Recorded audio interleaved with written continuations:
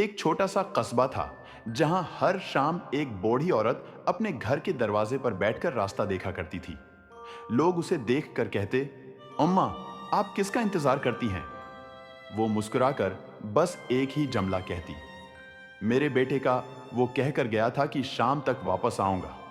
साल गुजर गए, लोग बदल गए, घरों में नई इमारतें बन गईं, लेकिन उम्मा की उम्मीद कभी न बदली। एक रात बारिश बहुत तेज थी, हवा शोर मचा रही थी।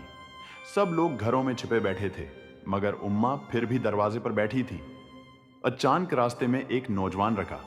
वो उम्मा के सामने आया और बोला, अम्मा, मैं आपके बेटे का दोस्त हूं। अम्मा ने लरजती आवाज में पूछा, वो कहाँ है बेटा? नौजवान ने हाथ आगे बढ़ाया। उसकी हथेली पर एक पुरानी लकड़ी की छोटी तस्बीह थी। ये आपके बेटे ने दिया था। वो वापस नहीं आ सका, लेकिन उसने कहा था, मेरी उम्मा को कहना मैं आज भी हर शाम उनके पास बैठता हूं। उम्मा ने तस्बीह को सीने से लगाया और आहिस्ता से कहा, बेटा, अब मैं हर शाम तन्हा नहीं बैठूंगी। बारिश रुकी, हवा थम गई और पहली बार कस्बे ने उम्मा के चेहरे पर सुकून देखा।